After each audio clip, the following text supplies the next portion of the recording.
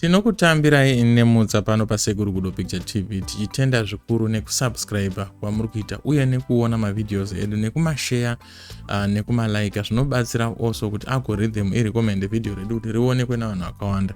Kana zvichinge zvadaro vanhu vakaita sesu vanokwanisa kuena kana kuti kuwanawo kamari kekurarama. Saka upenyu hwedu pari zvino hutori mumaoko menyu, zviri kwamuri. Saka please press the like button and subscribe to my YouTube channel kutokumbirisa wakusi kudimanda. Anyway, without further ado, let's get into today's business. Yes, of course, ndandiri kupota hangu sasatan muma streets social media. Then I met this post yandibata zvikuru because I am one of those people who are going through the same, and I've been asking the same question to myself, but why? But why? What is going on? What is really happening? And I want to know kuti pasara vanhu vangani chaizvo munyika yeZimbabwe vanayatso reason oro vanoshandisa pfungwa dzavo oro tino reason tinoshandisa pfungwa dzedu but we have chose oro tangosarudza zvedu kuve ignorant kana kuti kuignore. So prophet inzwi rashe Matema vaenderera mberi vachiti kana uchida kutrenda fast pfeka madhende uchiita seusina kukwana uchiimba tumasong turiko mazuva ano kana kutaura zvinyadzi nekufumuka. Unyanzobabatisisa. Everyone will be like, wow, anowanikepiko munhu uyu, I want to support him. Mashoko makukutu. Anzi genuine artist with good music struggle. Genuine preachers with the substance struggle. Tinoda zvinhu zvisina basa seiko maZimbabweans. Unowana muchechi munoitwa kushuta maskits makazara kuti pam, and those people are so committed to the extent of parting with their money to support maskits iwayo. This country tinosimbisa zvisina basa seiko, we must repent. Yes, so this is why I was saying that I agree with this gentleman, and I am one of those people who are going through this because yes, in Zimbabwe, if you want to trend, and this is what in Zimbabwe get around everywhere, but zvedu zvinenge zvakanyanya is maZimbabweans pamaonera ndakaita kuti if you want to trend, you don't trend for the right reasons. If you have something chine good substance, if you have good music, nobody even cares about your music. Chingoimba zvinyadzi, chingoimba zvimwe zvinhu uchitotadza kutoimba chaiko anogona. I am shocked. Sometimes vanoti ndine jealous andine godo andinovenga vamwe vaimbi, but unotoshamisika kucomment section yemwe munhu paYouTube channel pakanzi anondigonera ugoteerera maitiro ari kuita muimba wacho nzwa kuti hakusi kuimba.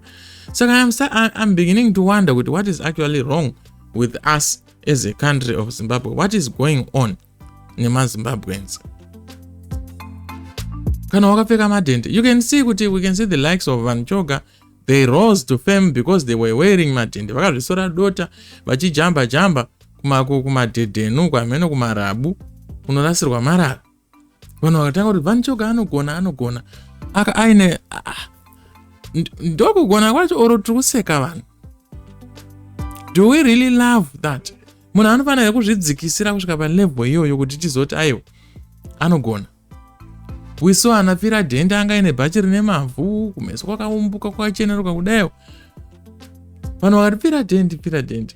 My question is, were people celebrating pfira dhende or they were mocking pfira dhende? And by saying kuti pfira dhende anogona, did they really mean it? Why do you have kuzora madota? Why do you have kucheka ruoko rwebhachi kuti unzi uri comedian? Munhu anotenga sutu nyowani weicheka ruoko rwebhachi. Is that funny? I don't think it's funny at all. Muimbi anofanira kunge ashandisa izwi rake nemessage yake kuti abate hana dzevanhu. Anofanira kuita ine extra extend yekuti azore madota aende kunoumburuka pana mabhodhoro pana magirazi obayiwa. Kuita kunge unopenga wopfeka madhende. You can see social media, especially on Facebook. I always say it kuti to trend on Facebook unofanira kunge uchingoita zvinhu zviri negative always. Handizo ndo vakatanga Facebook ere vakazvikonzera zvekuti kuti utonzi you are successful on Facebook unofanira kunge ine vanhu vari kutukana navo. zvinyadzi muchidi. So I agree 100% with what this pastor is saying. Then to up number 2, and everyone will be like, wow, anowanike ipiko munhu itoda kumusapota. Muroda kusapota chaizvo. Muri kuiona nyika yedu yazara vanhu vanosiririsa. We were having the likes of the Nyati family. Everyone was saying, they are so humble. But there are other couples who are doing great things. Pasina kusiririsa, pasina kutuka vanhu, pasina kudi. People actually hate progress in Zimbabwe. That's what I saw. Vanhu havachatombode zvinhu zvakanaka. Takaona mumwe musikana anonzi Ritz McLeish. Akanga akazviparamurirawo zvake zvipande zvake nemujolo, which was of course a choice. Now everyone is supporting her. Zviri kuitwa out of love. Pane zvimwe zvinhu zviri kutandaniswa kana kuti chii chiri kunyatsoitika chaizvo. There are other people who are out there vari kunyanyorarama life iri straight, but they still need help. But those people don't get help. Vanhu vanomirira kuti usafe. Zvekuti vamwe vanhu vakutozvisafisa deliberately, vakutozvita nemaune. Because kana vanhu vari kupraise, vari kubatsira Ritz McLeish right now. Chii chinotaridza kuti mwanasikana aite chiura achitemba hake kuti vanhu vepaFacebook vachazonzwira tsitsi. Vanhu vemuZimbabwe vachanonzwira tsitsi, vanhu vepaTikTok vachanonzwira tsitsi, vanhu vepaYouTube vachanonzwira tsitsi. So it's a system yatiri kubvumidza. Zvinhu zvacho zvikuramba zvichiita sei? Zvikuramba zvichienderera mberi. Takavarairwa tisingazivi ende zvichaticosta kumberi uku. Ende vanhu vanoda kusapota munhu iyeye. I think panenge paine mamwe mahidden or masecret agendas why vanhu vachida kusapota munhu akadaro vachisiya vamwe vanhu.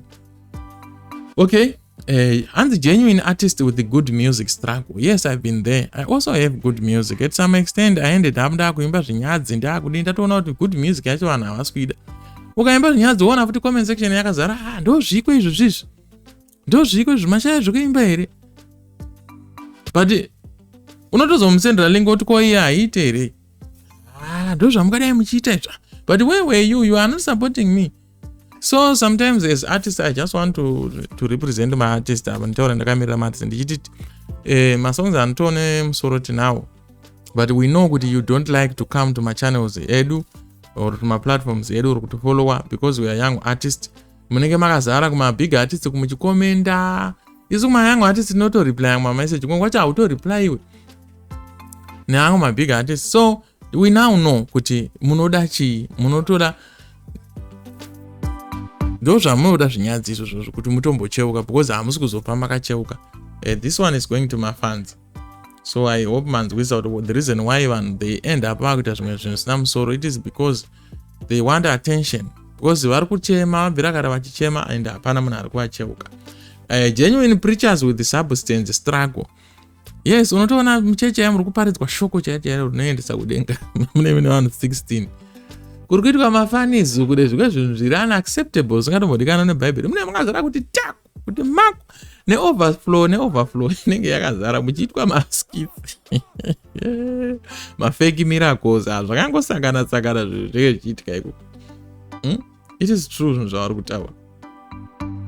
Ende vanhu vachitospenda mari, vanhu vachipledge, vanhu vachibvisa maoffering, kubvisira zvinhu zvenhando, zvinhu zvefake, zvinhu. It's unacceptable, Zimbabweans. I don't know why we are. Nyika yedu yaenda ikoko. This country tinosimbisa zvinhu zvisina basa. Seiko tinosimbisa zvinhu zvakafa. Why? That is a question yamuchandipindura ku-comment section. Ine ndambozamawo. Saka ngatiivhietese. This is why tauya nayo pano padariro. So guys, thank you so much for watching this video. I hope muchatipawo pfungwa dzenyu. Don't forget to subscribe. Please, I beg you. Ndikufungidzirawo kuti maybe mukufamba kwenguva ndienda svikawo kana 20k subscribers. Ndo chishuwiro changu. So mukalike this video, mukaishare kuma WhatsApp, kuma Facebook, everywhere. Zvinondibatsira inini kuti channel yangu ikure. Thank you so much for watching. I hope you enjoyed and have a good day.